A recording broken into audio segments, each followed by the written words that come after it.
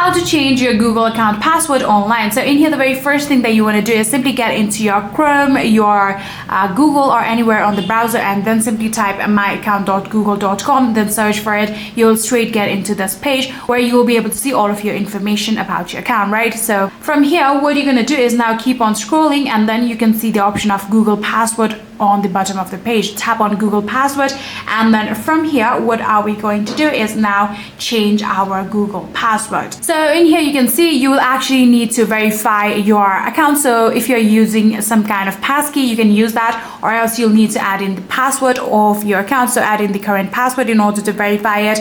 And after doing that, here we'll get into the page where you'll need to create yourself a new password. So simply enter your new password of your account, and then write that new password one more time in order to confirm it right here, and then you can tap on change password, and just like that, you'll be able to change your Google account password online, and that's it.